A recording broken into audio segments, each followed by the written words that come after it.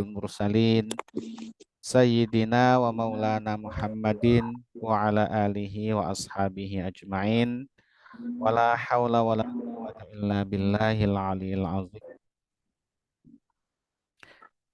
Subhanaka la ilma lana illa ma 'allamtana innaka antal alimul hakim.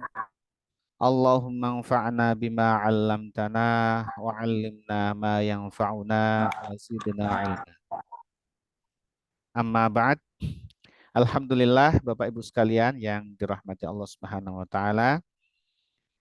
Puji syukur sama-sama kita panjatkan kehadirat Allah Subhanahu wa taala atas segala nikmatnya yang dicurahkannya kepada kita semuanya. Salawat dan salam semoga senantiasa terlimpahkan kepada junjungan kita Nabi besar Muhammad sallallahu alaihi wasallam, kepada keluarganya, sahabat-sahabatnya, dan para pengikutnya yang senantiasa mengikuti sunnah-sunnahnya sampai hari kiamat. Semoga kita semuanya, keluarga kita, dan orang-orang kita cintai tergolong umat beliau yang nantinya akan mendapatkan syafaat dari beliau di hari kiamat. Amin ya Rabbal Alamin. Bapak Ibu hadirin wal hadirat rahimakumullah. Alhamdulillah malam hari ini kita bisa melanjutkan kembali kajian fikih menggunakan kitab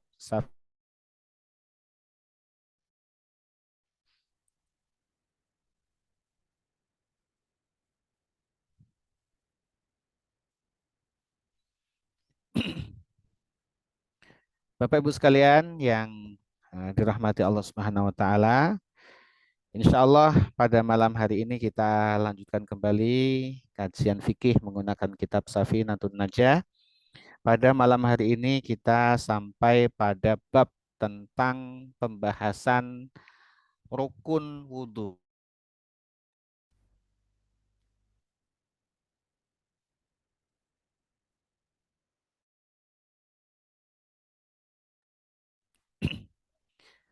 Faslun ay hadza faslun.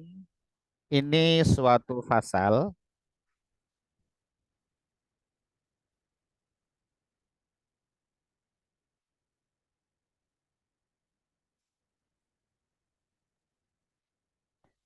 Fi faraidil wudu'i, di dalam menerangkan tentang rukun-rukunnya wudhu. Jadi wudhu ini hukum asalnya ya digunakan untuk sholat itu adalah wajib. Ya, kenapa? Karena sholat tanpa wudhu itu tidak sah sholatnya. Sedangkan sholat itu adalah fardu, wajib. Maka sesuatu yang tanpanya, yang wajib itu tidak bisa dilaksanakan, maka hukumnya itu adalah wajib. Ma la yutimmu al-wajibu illa bihi fahuwa wajib. Ya, sesuatu yang tidak sempurna atau tidak bisa dilakukan kewajiban kecuali dengannya, maka hukum perbuatan tersebut adalah wajib. Tetapi di luar wudhu, ya, di luar untuk sholat, ya, maka wudhu ini hukumnya adalah sunnah. Jadi kalau kita mau wudhu, itu sunnah untuk takarub kepada Allah Subhanahu Wa Taala. Ya, kalau tidak juga tidak apa-apa, kita tidak dalam rangka untuk sholat atau baca Quran atau tawaf, ya, ya kita mengaji seperti ini itu tidak wajib wudhu, tidak wajib mengaji seperti ini maksudnya. Beda ketika mengaji Al-Quran, ya, seperti ini. Bangun tidur, ya, wudhu bagus, ya, sunnah. Kemudian mau tidur, wudhu juga sunnah. Maka orang yang bisa menjaga wudhu, ya, bisa menjaga wudhu ketika batal wudhu lagi, maka dia tergolong, ya, minal mutaqarribin, orang-orang yang mendekat dekat kepada Allah Subhanahu wa taala. Nah, ini untuk kepentingan sholat dan ibadah-ibadah yang memerlukan wudhu, maka harus diketahui wudhu itu dengan seksama. Yang sekarang ini dibahas adalah rukun-rukunnya wudhu. Furudul wudhu'i, fardu-fardunya wudhu atau rukun-rukunnya wudhu, Sitatun ada 6. Ada 6 rukunnya wudhu. Al-awwalu yang pertama adalah an-niyah. An-niyatu yaitu adalah niat. Ini niat. Niat ini dimasukkan oleh mazhab Imam Syafi'i, oleh Imam Syafi'i. Masya Allah ini lagi gangguan ya.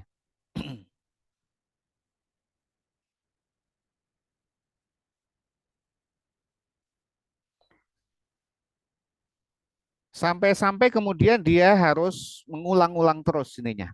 Apa dia? Basuhannya itu. Kita ada menjumpai seorang itu wudhu berkali-kali itu basuh mukanya. Ya, ketika ditanya kenapa demikian, karena dia belum belum yakin dengan niatnya gitu. Masih ada niat yang belum pas katanya. Sehingga dia memperberat ibadahnya.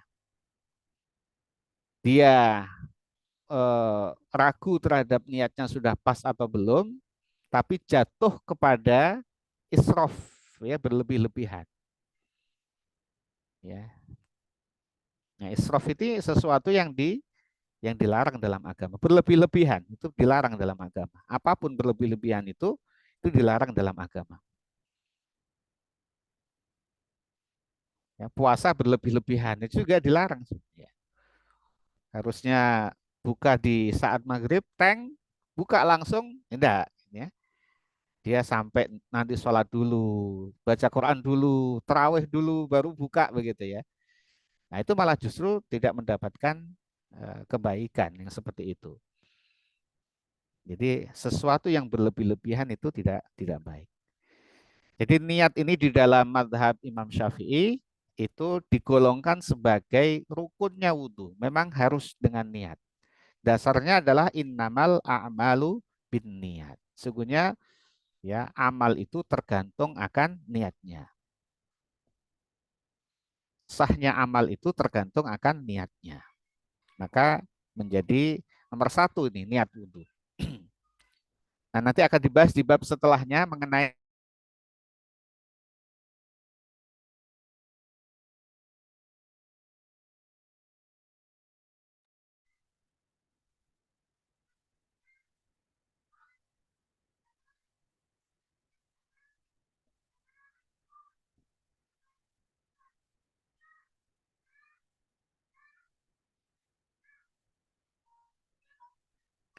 Bapak Ibu sekalian, mohon maaf ini sinyalnya lagi kurang baik. Eh, dalil tentang wudhu ada di dalam Al-Quran, surat Al-Ma'idah. Ya ayyuhalladzina amanu idza kumtum ilas salati faghsilu wujuhakum wa aydiyakum ilal marafiqi wamsahu biru'usikum wa arjulakum ilal ka'bain. Itu adalah ayat yang menerangkan tentang wudhu. Ya, sebelum sholat maka perintahnya adalah wudhu itu tadi, itu rentetan wudhu itu. Nah ini kemudian Maaf Ustaz. ditulis oleh para ulama di dalam fikih ya menjadi menjadi formula dari wudhu itu. Ini jadi kurang ini ya. Jadi konsentrasi jadi buyar. Jadi keluar masuk begini ya. Slide-nya juga belum tampil Ustaz. Slide-nya belum tampil. Sudah Pak? Sudah ya. Asani yang kedua, ghuslul wajhi, membasuh wajah. Membasuh ini itu adalah mengalirkan air. Mengalirkan air. Jadi air itu mengalir. Maka kalau diusap itu bukan ghusl. Jadi tandanya bisa mengalir itu ya ada apa ya? Kalau dimiringkan itu jadi ada alirannya gitu ya. Meskipun hanya satu, meskipun hanya sedikit, itu mengalir. Tapi kalau ngusap itu tidak. Kalau ngusap itu tidak harus ada yang mengalir. Itu ghusl. Jadi mengalirkan air ke wajah, membasuh wajah dengan air, bukan mengusap. Mengusap itu misalkan kita tangan kita basahi, kemudian dikepiurkan, kemudian kita usap. Itu namanya mengusap. Nah, ini air itu masih ada di tangan, ya, bisa satu.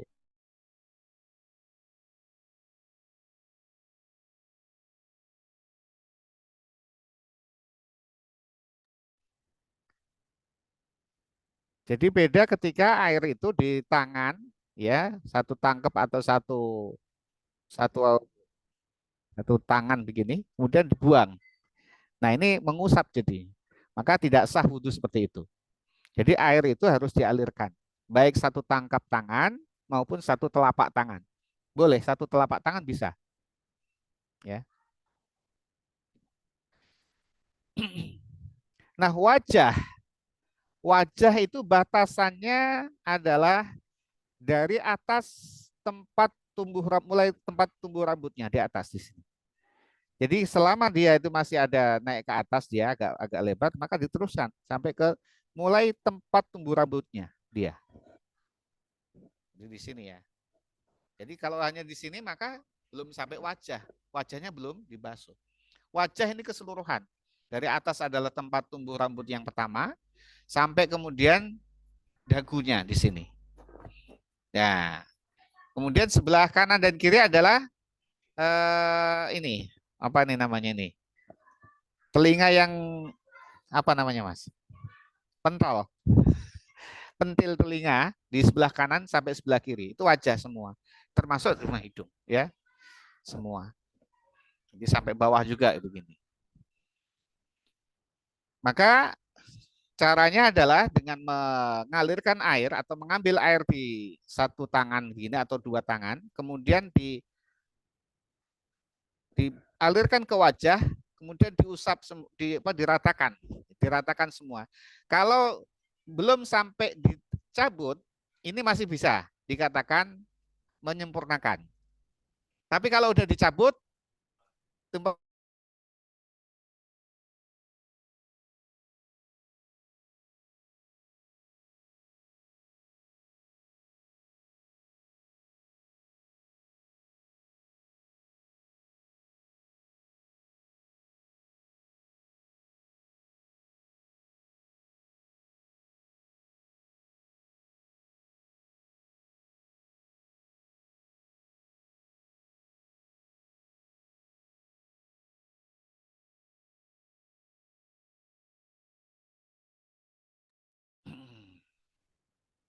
kalau nggak dibuka videonya nggak ini ya. Nanti saya buka ya.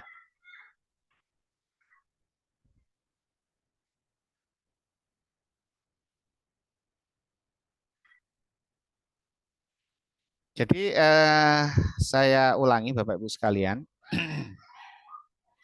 Yang namanya wajah itu adalah dari tempat tumbuhnya rambut di atas sampai kemudian di dagu yang di bawah, ini semua. Kemudian yang kanan telinga, dari pentil telinga sampai ke pentil telinga kiri. Itu semuanya ya, itu wajah. Kalau lebih dari itu bukan wajah. Dan itu harus kena air semua. Caranya adalah tadi dengan mengambil air satu tangkap tangan ini atau kemudian satu telapak, kemudian dialirkan ke tangan, ke wajah, kemudian diratakan semua. Jangan dicabut. Jangan dicabut. Kalau diratakan semua, itu terhitung satu kali. Terhitung satu kali. Dan itu sudah minimal cukup. Kalau Imam Syafi'i, 3 kali sunnah. Jadi 3 kali seperti itu sunnah saja. Kalau minimal untuk bisa sah wudhunya itu sekali saja. Maka satu ini sudah cukup untuk basuh muka. Satu tangan begini. Yang penting bukan dibuang air terus dibuang, bukan. Ya, itu ngusap namanya. Masah, bukan ghusl. Ya, jadi masuk ke sini diratakan semua. Jangan dicabut. Nah, itu terhitung satu kali. Kalau tidak diratakan, mau 3 kali, mau 5 kali, mau 10 kali, itu belum dihitung satu kali. Belum dihitung satu kali. Jadi kalau kita wudhu berkali-kali begini saja, di muka yang tidak semua wajah kena, satu, ya, maka itu belum dikatakan ghuslul wajhi. Ini yang hati-hati. Maka kalau anak-anak ya, sering kalau anak-anak wudhunya itu pupuk gitu ya. Di sininya masih belum kena air. Maka itu wudhunya tidak sah. Jadi meskipun hanya satu, tapi rata, ya diratakan begini, maka itu sah sekali hitungnya. Jangan sampai diangkat. Kalau diangkat, hitungannya baru lagi.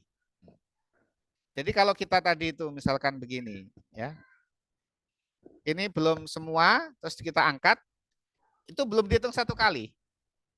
Jadi harus rata semua. Terus lagi, kalau sunnahnya 3 kali, rata semua. Ini air, ya, semua di sini. Nah, 3 kali sunnah. Tapi gini 10 kali nggak dapat itu. Ghuslul wajhnya belum dapat. Kalau kita lagi airnya lagi susah gitu ya, airnya lagi terbatas atau kita di perjalanan, bisa kita wudhu hanya dengan 1 botol aqua kecil. Masih itu bisa kalau kita tahu caranya. Botol aqua kecil itu bisa kita wudhu tuntas sempurna. 3 kali bisa. Ya. Tapi kita ambil yang fardunya saja, yang rukunnya saja. Kalau sampai tangan semua ya, ya mungkin nggak cukup itu 1 botol, 1 aqua kecil itu. Tapi kalau kita ambil rukunnya saja, cukup. Kalau bisa praktek sih bisa ya. Di sini nggak bisa praktek ya. Jadi air dialirkan di sini, ya. Kita niat nawaitul wudu'a liraf'il hadasil asghari fardhu lillahi ta'ala kalau kita untuk sholat atau kita untuk baca Al-Quran, pegang mushaf atau kita mau tawaf. Itu di hati, bukan di mulut, tapi hatinya nggak niat, ya di hati. Meskipun mulut tidak mengucapkan, tapi hati niat jadi. Kalau susah bahasa Arabnya bagaimana? Bahasa Indonesia boleh. Saya niat wudhu untuk menghilangkan hadas kecil, fardu karena Allah. Dalam hati, pakai bahasa Jawa boleh juga, ya silahkan. Di dalam hati, ya kemudian ya dibarengkan saat dia ngambil air di tangan, ya aqua kecil ditaruh beberapa, ya kelihatan air genang, Bismillah langsung diratakan semua. Jangan diangkat, diangkat belum dihitung, Pak, belum dihitung. Ya. Diangkat-angkat ya, diratakan semua. 1, lagi sedikit lagi, 2, ya. 3 kali deh. Masih banyak itu air di botol. Kemudian tangan, ya, mulai dari tangan kanan, ya, dikit. Udah dapat 1 kali. Lagi 2 kali rata. 3 kali. Asal tidak dibuang tadi, air dibuang. Ya. Kemudian kiri juga demikian. Kaki juga sama, kaki juga air segini, terus kaki diratakan. Jadi itu Pak, maka masih setengah kali itu air itu dia, air aqua itu. Nah ada wudhu yang sampai berliter-liter gitu ya, itu kan bisa bisa membahayakan, memboros.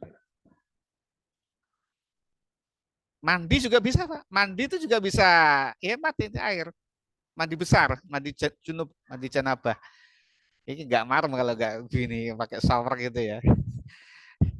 Mandi itu kalau pakai air 1 itu tuh gayung, bukan gayung apa itu, 1 ember kecil tuh cukup. Asal tahu ilmunya, bahkan lebih itu. Asal dibasuh, bukan diusap. Ya, dibasuh, diusap. Jadi itu Bapak Ibu sekalian. Jadi agama itu mudah kalau diketahui dan dijalankan. Ya, orang yang kemudian menyusahkan diri itu akan jadi susah. Akan jadi susah.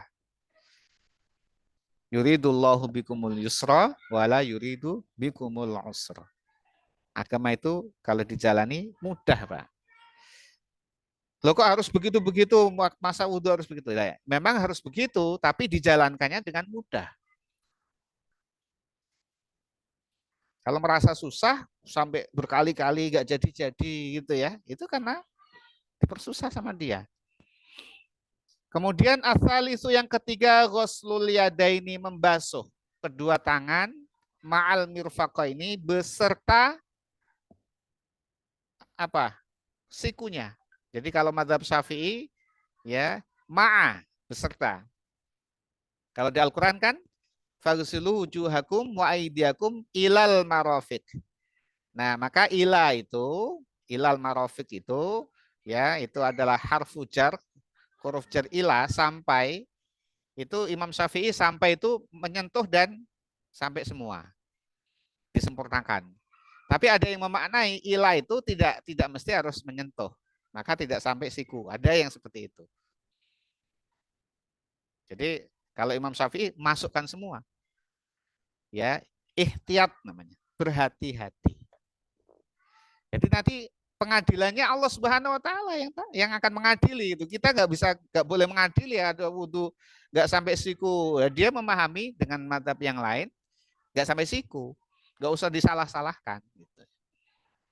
Nanti Allah yang akan mengadili. Ya, insya Allah begitu ya. Kalau mazhab Syafi'i hati-hati masukkan sekalian gitu ya.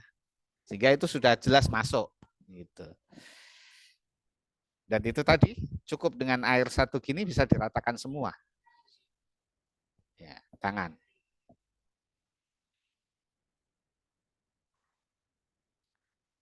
Arabi'u yang keempat, mashu syai'im minar ra'si, mengusap ya sebagian kepala. Mengusap sebagian kepala yang ada di kepala, yang ada di kepala.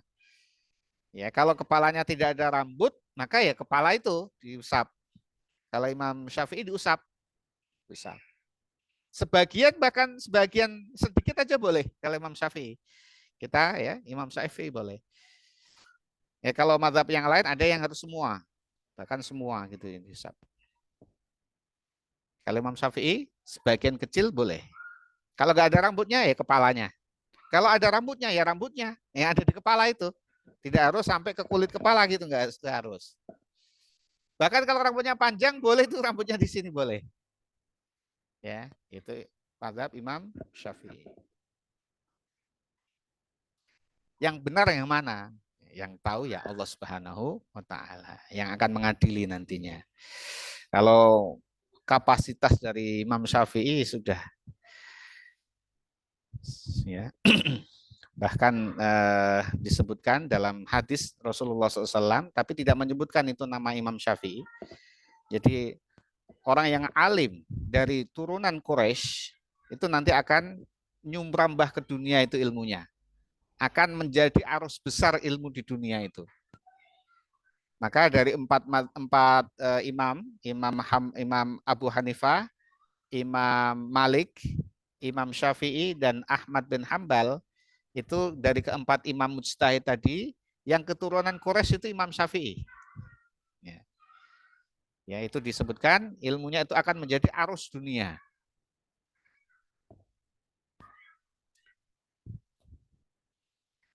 Kemudian yang kelima al-khamisu, yang kelima adalah ghuslur rijlaini, membasuh kedua kaki ma'al ka'baini beserta mata kaki.